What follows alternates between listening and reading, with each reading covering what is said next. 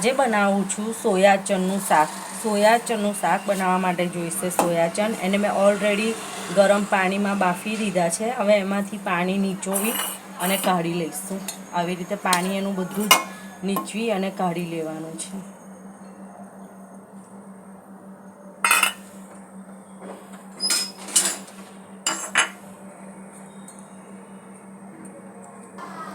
તો આવી રીતે બધું પાણી નીચવી દીધું છે સોયા ચનમાંથી. હવે એને બનાવીશું તવામાં.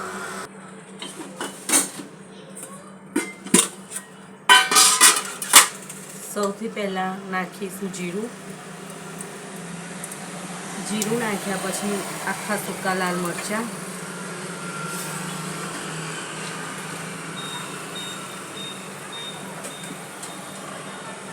જીરું અને આખા સૂકા લાલ મરચાં થઈ ગયા છે. હવે એની અંદર એડ કરીશું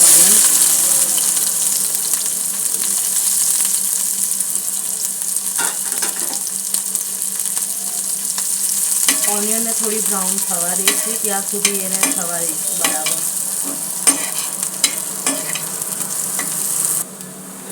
ઓનિયન થોડી બ્રાઉન કલરની થઈ ગઈ છે એટલે એમાં એડ કરીશું લસણની પેસ્ટ. એને પણ થવા દઈશું અને હવે એડ કરીશું ટામેટાં ઝીણા સમારેલા.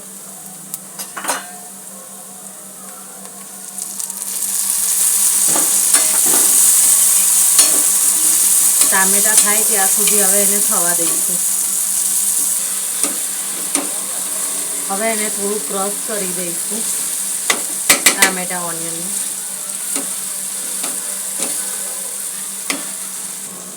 સારી રીતે મિક્સ થઈ ગયું છે ક્રશ કરીને. હવે એની અંદર બધા મસાલા એડ કરીશું. થોડું હળદર, લાલ મરચું પાવડર, થોડું ધાણા જીરું પાવડર, મીઠું. સારી રીતે મિક્સ કરી દઈશું.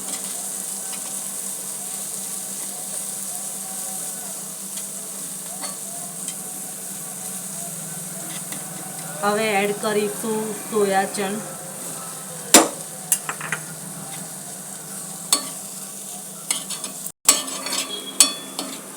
સોયા ચન સારી રીતે મિક્સ થઈ ગયા છે. એને મેં મીઠું નાખીને બાફ્યા હતા એટલે એ પ્રમાણે તમે મીઠું નાખજો જોઈતા પ્રમાણમાં. હવે એની અંદર એડ કરીશું આ દહીં છે અને આંબલીનું પાણી છે. એનું ટેસ્ટ બેલેન્સ કરવા માટે થોડું દહીં એડ કરીશું એની અંદર. તમને બધાને તો ખબર જ હશે કે સોયાબીન આપણા શરીર માટે કેટલા જરૂરી છે. તો સોયાબીન તો ખાવા જ જોઈએ. આ રીતે બનાવીને જરૂરથી ટ્રાય કરજો. એકદમ ટેસ્ટી લાગે છે ખાવામાં. સારી રીતે મિક્સ કરીશું. હવે એની અંદર એડ કરીશું મરી પાવડર છે. આ એક મોટો એલચો છે અને ચિકન મસાલો છે એ એડ કરીશું. તો મરી પાવડર, ચિકન મસાલો અને આખો એલચાનો પાવડર એડ કરીને બરાબર સારી રીતે મિક્સ કરી દઈશું. અને હવે એની અંદર પાણી એડ કરીશું જોઈતા પ્રમાણમાં.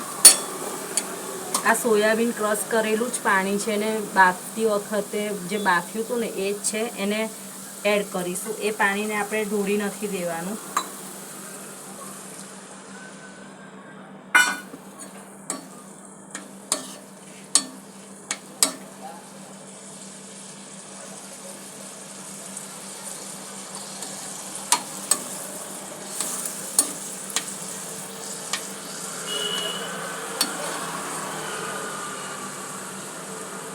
સારી રીતે મિક્સ કરીશું અને ઢાંકીને 10 મિનિટ થવા દઈશું. તો તૈયાર છે સોયા ચનનું શાક. એકવાર બનાવીને જરૂરથી ટ્રાય કરજો. એને સર્વિંગ બાઉલમાં લઈશું અને સર્વ કરીશું.